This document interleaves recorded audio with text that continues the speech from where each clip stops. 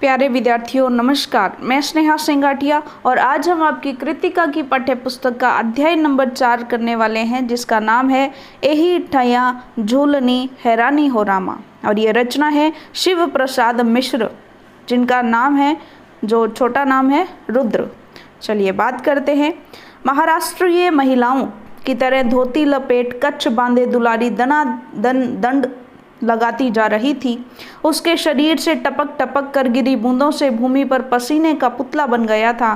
कसरत समाप्त करके उसने 4 खाने के अंगोछे से अपना बदन पोंछा, बंधा हुआ जूड़ा खोलकर सिर का पसीना सुखाया और तत्पश्चात आदमकद आईने के सामने खड़ी होकर पहलवानों की तरह गर्व से अपने भुज दंडों पर मुग्ध दृष्टि फेरते हुए प्याज के टुकड़े और हरी मिर्च के साथ उसने कटोरी में भगोए हुए चने चबाने आरंभ किए।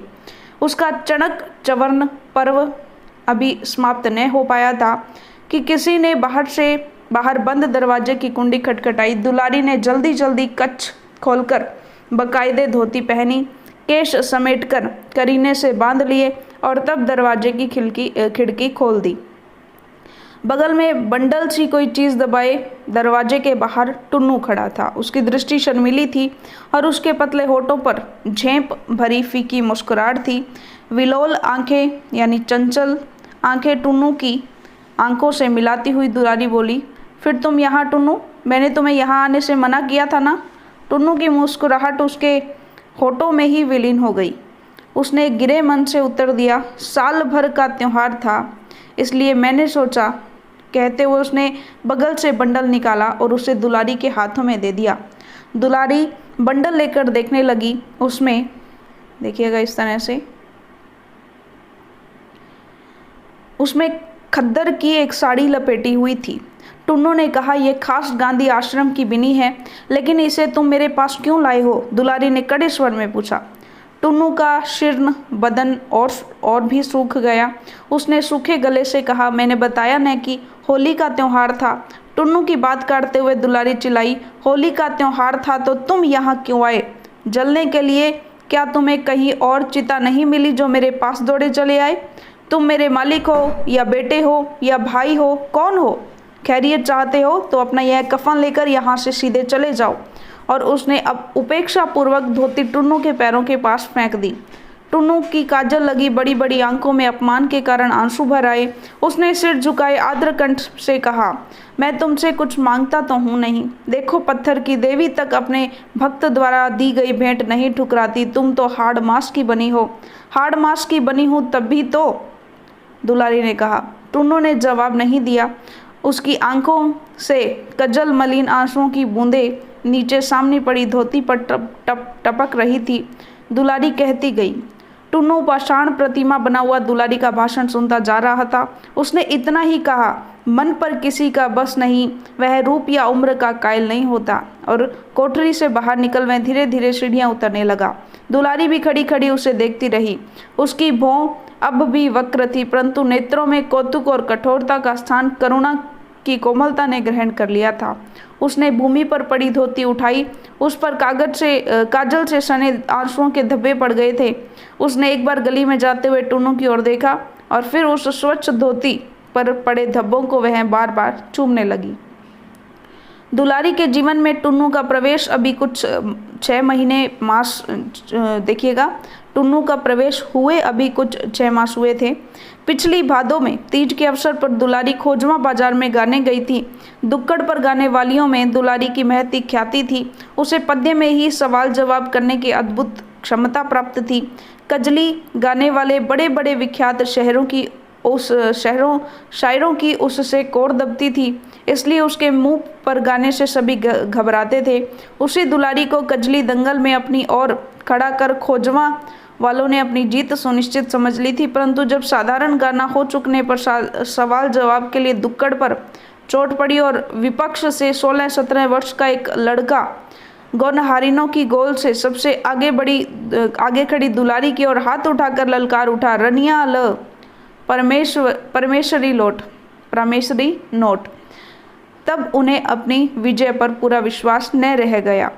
बालक टुन्नू बड़े जोश में गा रहा था, दरगोड़े से घेवर बुंदिया दे माथे मोती क बिंदिया और किनारी में साड़ी के टाँक सुनहली गोट रनिया। शहनाई वालों ने टुन्नू के गीत को बंद बाजे में दोहराया। लोग यह देखकर चकित थे कि बात बात में तीर कमान हो जाने वाली दुलारी आज अपने स्वभाव के प्रतिकूल खड़ी खड़ी मुस्कुरा रही है। कंठ स्वर की मधुरता में टुन्नू दुलारी से होड़ कर रहा था और दुलारी मुग्ध खड़ी सुन रही थी। टुन्नू के इस सार्वजनिक आविर्भाव का यह तीसरा या चौथा अवसर था। उसके पिता घाट पर बैठकर और कच्चे हाल के 10-5 घर यजमानी में सत्यनारायण की कथा से लेकर श्राद्ध और विवाह तक कराकर कठिनाई से गृहस्थी की नौका खे रहे थे, परंतु पुत्र की आवारों की संगति में शायरी का चस्का लगा। उसने भैरो हेला को अपना उस्ताद बनाया और शीघ्र ही सुंदर कजली रचना करने लगा। वह पद्यात्मक प्रश्नोत्तरी में भी कुशल था और अपनी इसी विशेषता के बल पर वह बजरडीहा वालों की ओर से बुलाया गया था। उसकी शायरी पर बजरडीहा वालों ने वाह वाह कर शोर मचाकर सिर पर आकाश उठा लिया। खोजवा वालों का रंग उतर गया। टुन्नू का गीत भी समाप्त हो गया। पुनः दुक्कड़ पर चोट पड़ी। शहनाई का मधुर स्वर गूंजा। अब दुलारी की बारी आई। उसने अपने दृष्टि मंद विह्वल बनाते हुए टुन्नू के दुबले पतले परंतु गोरे गोरे चेहरे को भर आंख देखा और उसके कंठ से छल छल करता स्वर का सोता फूट निकला। कोडियल मुँहबे लेब बलोट, तोर बाप तई घाट अंगोरलन, कोड़ी कोड़ी जोर बटोरलन, तेर सर बउला बोल, जिंदगी में कब देख ले लोट। कोडियल। अब बजरडीहा वालों के चेहरे हरे हो चले। वे वाहवाही देते हुए सुनने लगे। दुलारी गा रही थी कि तुझे लोग आदमी व्यर्थ समझते हैं, तू तो वास्तव में बगुला है। बगुले के पर जैसा ही तेरे शरीर का अंग है वैसे तू बगुला भगत भी है। उसी की तरह तुझे भी हंस की चाल चलने का हौसला हुआ है, परंतु कभी न कभी तेरे गले में मछली का कांटा जरूर अटकेगा और उसी दिन तेरी कलई खुल जाएगी। इसके जवाब में टुन्नू ने गाया था, जेतना मन माने गरियाओ, अइने दिलक तपन बुझाओ, अपने मनक बिथा सुनाइव, हम डंके के चोट रनिया। इस पर सुंदर के मालिक फेंकू सरदार लाठी लेकर टुन्नू को मारने दौड़े। दुलारी ने टुन्नू की रक्षा की। यही दोनों का प्रथम परिचय था। उस दिन लोगों के बहुत कहने पर भी दोनों में से किसी ने भी गाना स्वीकार नहीं किया। मजलिस बदमजा हो गई। टुन्नू को विदा करने के बाद दुलारी प्रकृतिस्थ हुई तो सहसा उसे ख्याल पड़ा कि आज टुन्नू की वेशभूषा में भारी अंतर था। आबरवां की जगह खद्दर का कुर्ता और लखनवी दोपलिया की जगह गांधी टोपी देखकर दुलारी ने टुन्नू से उसका कारण पूछना चाहा था, परंतु उसका अवसर ही नहीं आया। उसने धीरे धीरे जाकर अपने कपड़ों का संदूक खोला और उसमें बड़े यत्न से टुन्नू द्वारा दी गई साड़ी सब कपड़ों के नीचे दबाकर रख दी। उसका चित्त आज चंचल हो उठा था। उसके अपने प्रति टुन्नू के हृदय की दुर्बलता का अनुभव उसने पहली ही मुलाकात में कर लिया था, परंतु उसने उसे भावना की एक लहर मात्र माना था। बीच में भी टुन्नू उसके पास कई बार आया, परंतु कोई विशेष बातचीत नहीं हुई। कारण टुन्नू आता, घंटे आध घंटे दुलारी के सामने बैठा रहता, पूछने पर भी हृदय की कामना प्रकट न करता, केवल अत्यंत मनोयोग से दुलारी की बातें सुनता और फिर धीरे से छाया की तरह खिसक जाता। यौवन के अस्ताचल पर खड़ी दुलारी टुन्नू के इस उन्माद पर मन ही मन हंसती, परंतु आज उसे कृशकाय और कच्ची उम्र के पांडुमुख बालक टुन्नू पर करुणा आ गई।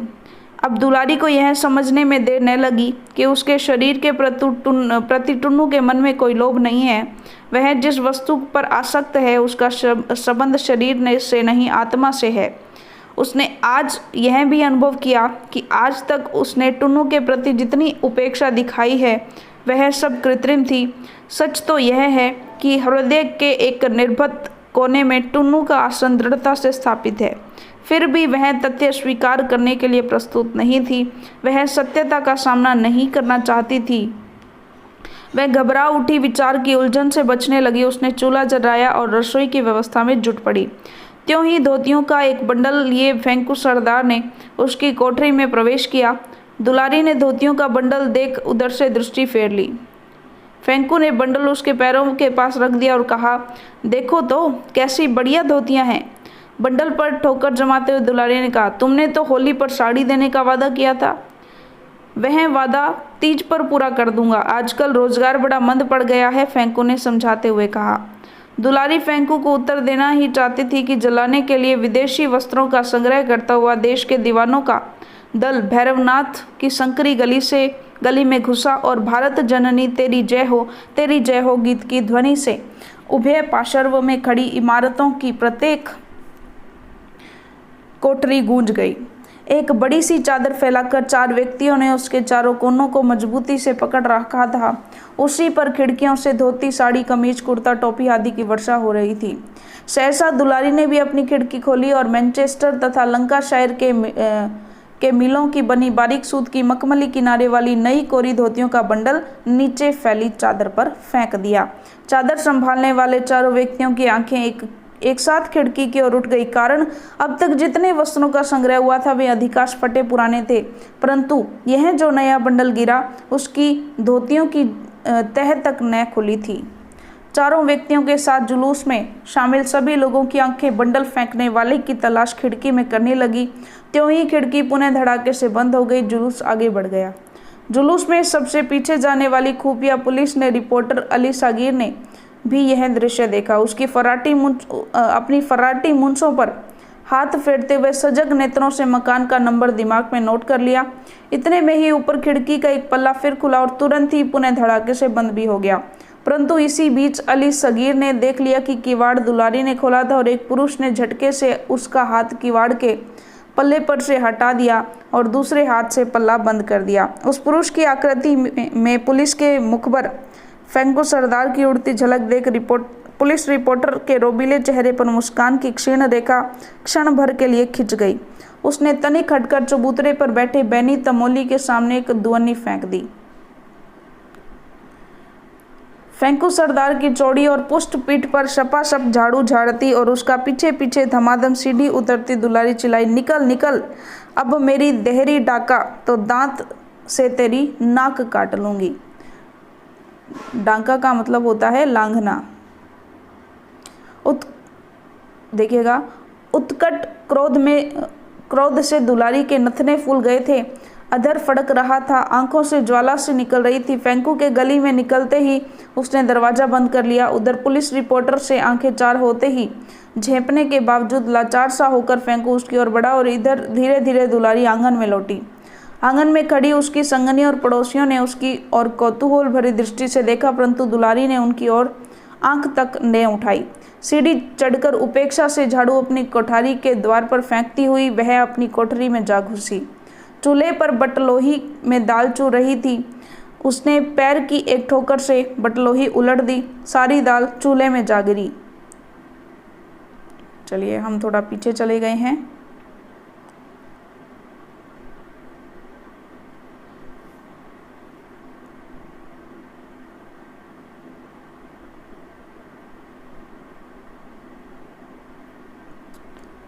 आग बुझ गई, परंतु दुलारी के दिल की आग अब भी भट्टी की तरह जल रही थी। पड़ोसिनों ने उसकी कोठरी में आकर वह आग बुझाने के लिए मीठे वचनों की जलधारा गिराना प्रारंभ किया। फलस्वरूप वह ठंडी भी होने लगी। दुलारी बोली, तुम ही लोग बताओ, कभी टुन्नू को यहाँ आते देखा है? यह तो आधी गंगा में खड़े होकर कह सकते हैं कि टुन्नू यहाँ कभी नहीं आता। झिंगूर की माँ ने कहा। वह यह बात बिल्कुल भूल गई थी कि उसने कुल 2 घंटा पहले टुन्नू को दुलारी की कोठरी से निकलते देखा था। झिंगूर की माँ की बात सुनकर अन्य स्त्रियां होठों से मुस्कुराई, परंतु किसी ने प्रतिवाद नहीं किया। दुलारी पुनः शांत हो चली। इतने में कंधे पर जाल डाले 9 वर्षीय बालक झिंगूर ने आंगन में प्रवेश किया और आते ही उसने ताज़ा समाचार सुनाया कि टुन्नू महाराज को गोरे सिपाहियों ने मार डाला और लाश भी उठा ले गए। और कोई दिन होता तो दुलारी इस समाचार पर हंस पड़ती, टुन्नू को 2-4 गालियां सुनाती, परंतु आज यह संवाद सुन वह स्तब्ध हो गई। उसने यह भी न पूछा कि घटना कहाँ और किस तरह हुई। कभी किसी बात पर न पसीजने वाला उसका हृदय कातर हो उठा और सदैव मरुभूमि की तरह धूं धूं जलने वाली उसकी आंखों में मेघमाला घिर आई। उसने पड़ोसिनों की निगाह से अपने आंसुओं को छिपाने का कोई प्रयत्न नहीं किया। पड़ोसी ने भी क्रकश दुलारी के हृदय की यह कोमलता देखकर दंग हो गई। उसने दुलारी के इस आचरण को वार वनिता सुलभ अभिनय मात्र समझा। बिट्टो ने दिलगी भी की, मुझे लुक्का छुपी फूटी आंख नहीं सुहाती, मैंने तो आज तक जो भी किया सब डंके की चोट, दुलारी ने कहा। वह उठी और सबके सामने संदूक खोल उसमें से टुन्नू की दी हुई आंसुओं के काले धब्बों से भरी खद्दर की धोती निकाल उसने पहन ली। उसने झिंगुर को बुलाकर कहा, टुन्नू कहाँ मारा गया? झिंगुर ने बताया, टाउन हॉल। और जब वह टाउन हॉल जाने के लिए घर से निकली तो दरवाजे पर ही थाने के मुंशी के साथ फेंकू सरदार ने आकर कहा कि दुलारी को थाने जाना होगा, आज अमन सभा द्वारा आयोजित समारोह में उसे गाना पड़ेगा। रिपोर्ट की कॉपी मेज पर पटक इसके बाद देखिएगा सीन कौन सा आता है यहाँ पर। रिपोर्ट की कॉपी मेज पर पटकते हुए प्रधान संवाददाता ने अपने सहकर्मी को डांटा, शर्मा जी, आप तो अखबार की रिपोर्टरी छोड़कर चाय की दुकान खोल लेते तो अच्छा होता। संवाद संग्रह तो आपके बुत्ते की बात नहीं जान पड़ती। भयभीत शर्मा जी ने गड्ढे में कौड़ी खेलती हुई अपनी आंखों से चश्मा उतारकर उसे कुर्ते से पोंछते हुए कहा, क्यों क्या हुआ? प्रधान संवाददाता ने खींचकर कहा, यह जो आप पन्ने पर पन्ना आलिफ लैला की कहानी से रंग लाए हैं वह कहाँ छपेगा और कौन छापेगा? इस पर भी आपने कुछ विचार किया है? आपने जो लिखा है उसका आपके सिवा कोई और भी गवाह है? आज आपकी रिपोर्ट छाप दूं तो कल ही अखबार बंद हो जाएगा। संपादक जी बड़े घर पहुंचा दिए जाए। अपने संबंध में वार्ता होती सुनकर संपादक जी भी सजग हुए। उन्होंने पूछा, क्या बात है? यही शर्मा जी की रिपोर्टिंग पर झक रहा हूं। और क्या? प्रधान संवाददाता ने कहा। पढ़िए, संपादक ने आदेश दिए। प्रधान संवाददाता ने रिपोर्ट की कॉपी शर्मा जी की ओर बढ़ाते हुए कहा, लीजिए आप ही पढ़कर सुनाइए। वह शीर्षक भी पढ़ दीजिएगा जो आपने संवाद पर लगाया है। क्या शीर्षक है? यही ठया झूलनी हैरानी हो रामा। झेप भरी मुद्रा में शर्मा जी ने कहा और फिर धीरे धीरे वह रिपोर्ट पढ़ने लगी। कल 6 अप्रैल को नेताओं की अपील पर नगर में पूर्ण हड़ताल रही। यहाँ तक कि खोमचे वालों ने भी नगर में फेरी नहीं लगाई। सवेरे से ही जुलूसों का निकलना जारी हो गया जो जलाने के लिए विदेशी वस्त्रों का संग्रह करता जाता था। ऐसे ही एक जुलूस के साथ नगर का प्रसिद्ध कजली गायक टुन्नू भी था। उक्त जुलूस जब टाउन हॉल पहुंचकर विघटित हो गया तो पुलिस ने जमादार अली सगीर में टुन्नू को जा पकड़ा और उसे गालियां दी। गाली देने का प्रतिवाद करने पर जमादार ने उसे बूट की ठोकर मारी। चोट पसली में लगी। वह तिल मिलाकर जमीन पर गिर गया और उसके मुंह से एक चुल्लू खून निकल पड़ा।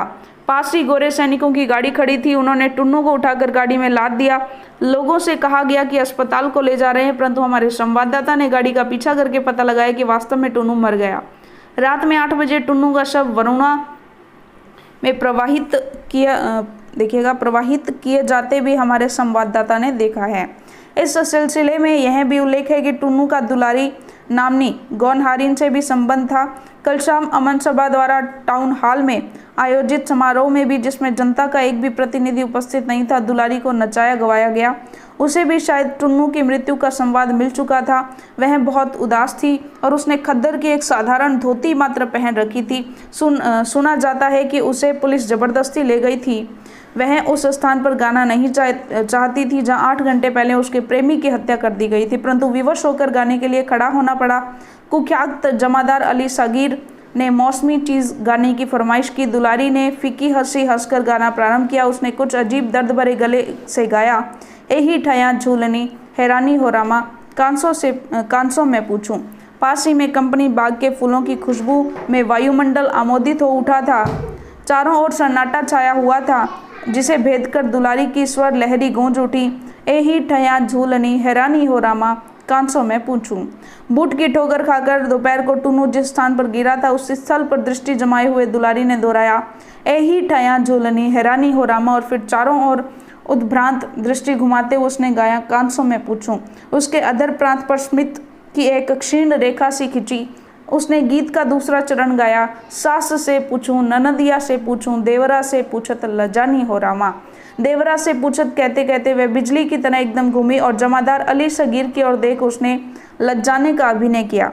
उसकी आंखों से आंसू की बूंदें छहर उठी, या यूं कहिए कि वे पानी की कुछ बूंदें भी वरुणा में टुन्नू की लाश फेंकने से छिटकी और अब दुलारी की आंखों में प्रकट हुई। वैसा रूप पहले कभी नहीं दिखाई पड़ा था। आंधी में भी नहीं, समुद्र में भी नहीं, मृत्यु के गंभीर आविर्भाव में भी नहीं। सत्य है परंतु छप नहीं सकता, संपादक ने कहा। चलिए, इसी के साथ हमने अध्याय पूरा पढ़ लिया है। तो इसके जो प्रश्नोत्तर है चलिए वो PDF के माध्यम से देख लेते हैं।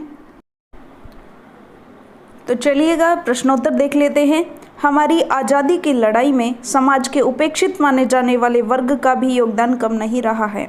इस कहानी में ऐसे लोगों के योगदान को लेखक ने किस प्रकार उभारा है, तो देखिएगा। भारत की आज़ादी की लड़ाई में हर धर्म और वर्ग के लोगों ने बढ़ चढ़कर भाग लिया था। इस कहानी में लेखक ने टुन्नू व दुलारी जैसे पात्रों के माध्यम से उपेक्षित वर्ग के योगदान को उभारने की कोशिश की है। टुन्नू और दुलारी दोनों ही कजली गायक हैं। टुन्नू ने आज़ादी के लिए निकाले गए जुलूसों में भाग लेकर वह अपने प्राणों की आहुति देकर यह सिद्ध किया कि यह वर्ग मात्र नाचने या गाने के लिए पैदा नहीं हुआ है, अपितु इनके मन में भी आज़ादी प्राप्त करने का जोश है। इसी तरह दुलारी द्वारा रेशमी साड़ियों को जलाने के लिए देना भी एक बहुत बड़ा कदम था, तथा इसी तरह जलसे में बतौर गायिका जाना और उसमें नाचना गाना उनके अप्रत्यक्ष योगदान की ओर इशारा करता है। लेखक ने इस प्रकार समाज के उपेक्षित लोगों के योगदान को स्वतंत्रता के आंदोलन में महत्वपूर्ण माना है। चलिए बात करते हैं। कठोर हृदय समझे जाने वाली दुलारी टुन्नू की मृत्यु पर क्यों विचलित हो उठी। दुलारी अपने इस कठोर स्वभाव के लिए प्रसिद्ध थी, परंतु दुलारी का स्वभाव नारियल की तरह था। वह अकेली स्त्री थी, इसलिए स्वयं की रक्षा हेतु वह कठोर आचरण करती थी, परंतु अंदर से वह बहुत नरम दिल की स्त्री थी। टुन्नू जो उसे प्रेम करता था उसके लिए उसके हृदय में बहुत खास स्थान था, परंतु वह हमेशा टुन्नू को दुत्कारती रहती थी, क्योंकि टुन्नू उससे उम्र में बहुत छोटा था। उसके मन में टुन्नू का एक अलग ही स्थान था। उसने जान लिया था कि टुन्नू उसके शरीर का नहीं बल्कि उसकी गायन और कला का प्रेमी था। फेंकू द्वारा टुन्नू की मृत्यु का समाचार पाकर उसका हृदय दर्द से फट पड़ा और आंखों से आंसुओं की धारा बह निकली। किसी के लिए ना पसीजने वाला उसका हृदय आज चित्कार कर रहा था। टुन्नू की मृत्यु ने टुन्नू के प्रति उसके प्रेम को उसके समक्ष प्रस्तुत कर दिया। उसने टुन्नू द्वारा दी गई खादी की धोती पहन ली। आगे देखिएगा। कजली दंगल जैसी गतिविधियों का आयोजन क्यों हुआ करता होगा। कुछ और परंपरागत लोक आयोजनों का उल्लेख कीजिए। देखिए, कजली लोक गायन की एक शैली है। इसे भादों की तीज पर गाया जाता है। उस समय इसका आयोजन मनोरंजन का साधन हुआ करता था। इसके माध्यम से जन प्रचार भी किया जाता था। इसमें भाग लेने वाले लोग इसे प्रतिष्ठा का प्रश्न बना लेते थे। इन कजली गायकों को बुलवाकर समारोह का आयोजन करवाया जाता था। अपनी प्रतिष्ठा को इनके साथ जोड़ दिया जाता था। भारत में तो विभिन्न स्थानों पर अलग अलग रूपों में अनेक समारोह किए जाते हैं, जैसे राजस्थान में लोक संगीत और पशु मेलों का आयोजन, पंजाब में लोक नृत्य और लोक संगीत का आयोजन, उत्तर भारत में पहलवानी और कुश्ती का आयोजन, दक्षिण में बैलों के दंगल व हाथी युद्ध का आयोजन किया जाता है। अगला प्रश्न देखिए। दुलारी विशिष्ट कहे जाने वाले सामाजिक सांस्कृतिक दायरे से बाहर है, फिर भी अति विशिष्ट है। इस कथन को ध्यान में रखते हुए दुलारी का चारित्रिक जो विशेषताएं हैं वो दिखे। तो देखिएगा, दुलारी विशिष्ट कहे जाने वाले सामाजिक सांस्कृतिक के दायरे से बाहर है, क्योंकि वह गौनहारिन है और गौनहारिन को सामाजिक प्रतिष्ठा का पात्र नहीं माना जाता है। उसकी विशिष्ट प्रतिभाएं इस प्रकार है। प्रबुद्ध गायिका। देखिए, दुलारी एक प्रभावशाली गायिका है। उसकी आवाज़ में मधुरता एवं लय का सुंदर संयोजन है। पद्य में सवाल जवाब करने में उसे कुशलता प्राप्त थी। उसके आगे कोई अच्छा गायक टिक नहीं पाता था। सबला नारी, वह नारी होते हुए पुरुषों के पौरुष को ललकारने की क्षमता रखती है। वह पुरुषों की तरह ही दनादन दंड लगाती और कसरत करती है। देशभक्त। बेशक दुलारी प्रत्यक्ष रूप से स्वतंत्रता संग्राम में ना कूदी हो, पर वह अपने देश के प्रति समर्पित स्त्री थी। तभी उसने फेंकू द्वारा दी रेशमी साड़ी के बंडलों को विदेशी वस्त्रों की होली जलाने हेतु जुलूस में आए लोगों को दे दिया। समर्पित प्रेमिका। दुलारी एक समर्पित प्रेमिका थी। वह टुन्नू से मन ही मन प्रेम करती थी, परंतु उसके जीते जी उसने अपने प्रेम को कभी व्यक्त नहीं किया। उसकी मृत्यु ने उसके हृदय में दबे प्रेम के आंसुओं के रूप में प्रवाहित कर दिया। सहृदया नारी। वह सहृदय थी। टुन्नू की मृत्यु पर उसकी आंखों से आंसुओं की मेघमाला जो है उमड़ पड़ी। इस तरह है वह भावुक सहृदय नारी है। निडर स्त्री। दुलारी एक निडर स्त्री थी।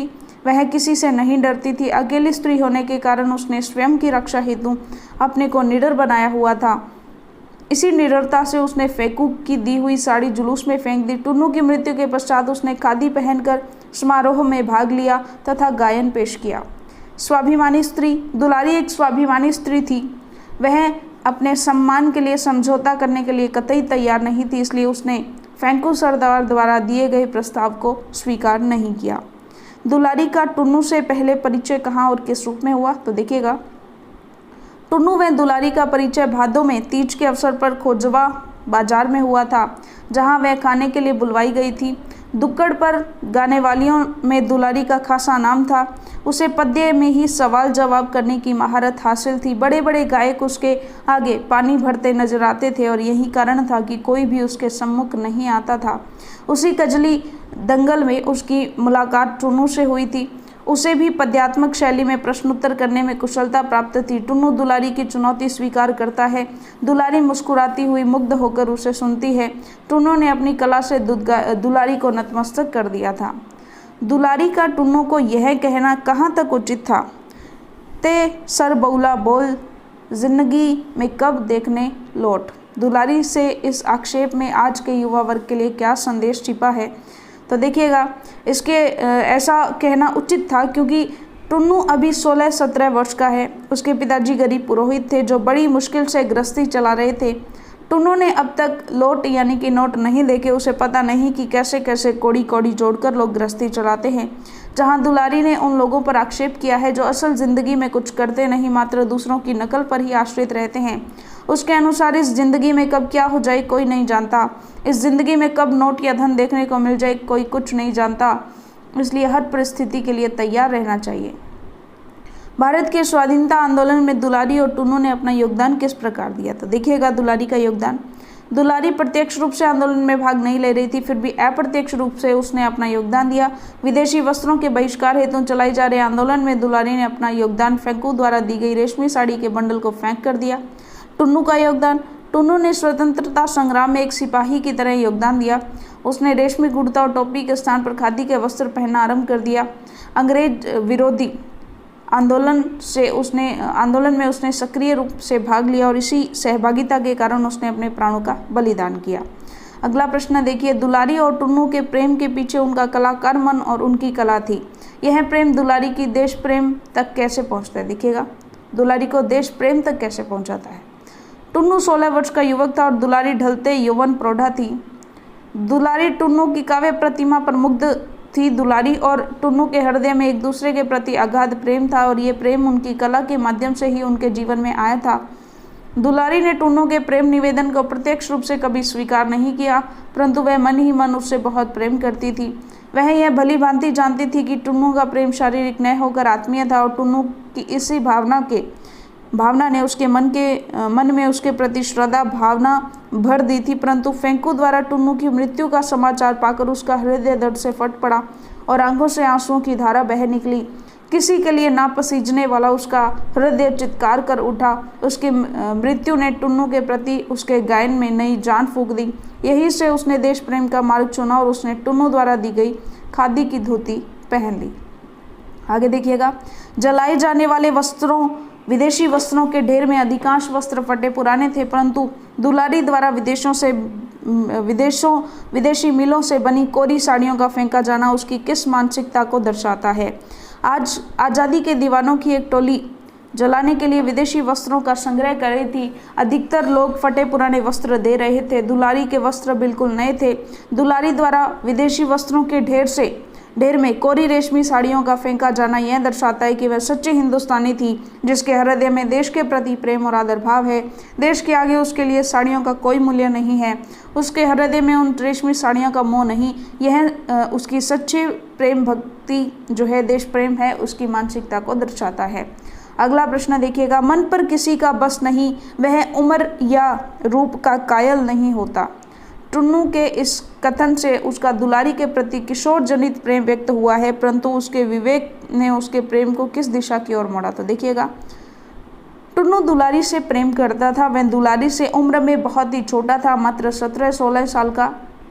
दुलारी को उसका प्रेम उसकी उम्र की नादानी के अलावा कुछ नहीं लगता था, इसलिए वह उसका तिरस्कार करती रहती थी।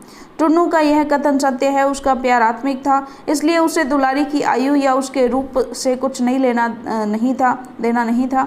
टुन्नू के आचरण ने दुलारी के हृदय में उसके आसन को और दृढ़ता से स्थापित कर दिया। टुन्नू के प्रति उसके विवेक ने उसके प्रेम को श्रद्धा का स्थान दे दिया।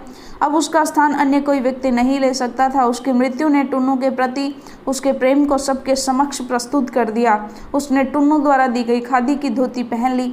जब अंग्रेज अफसर द्वारा उसकी निर्दयतापूर्वक हत्या की गई तब टुन्नू के प्रति मौन प्रेम की अभिव्यक्ति के लिए उसने देश प्रेम का मार्ग चुना। यही ठया झूलने हैरानी हो रामा का प्रतीकार्थ समझाइए। देखिए, इस कथन का शाब्दिक अर्थ है कि इसी स्थान पर मेरी नाक की लौंग खो गई है, मैं किससे पूछूं। नाक में पहना जाने वाला लौंग सुहाग का प्रतीक है। दुलारी एक गोंग हारिन है, उसने अपने मन रूपी नाक में टुन्नों के नाम की लौंग पहन ली है। दुलारी की मनोस्थिति देखें तो जिस स्थान पर उसे गाने के लिए आमंत्रित किया था उस स्थान पर टुन्नों की मृत्यु हुई थी, तो उसका प्रतीकार्थ होगा कि इस स्थान पर मेरा प्रियतम मुझसे बिछुड़ गया। अब मैं किससे उसके बारे में पूछूं कि मेरा प्रियतम मुझे कहाँ मिलेगा, अर्थात अब उसका प्रियतम उससे बिछड़ गया है, उसे पाना अब उसके बस में नहीं है। तो इसी के साथ आपका जो अध्याय है वो पूरा होता है। चलिएगा, धन्यवाद।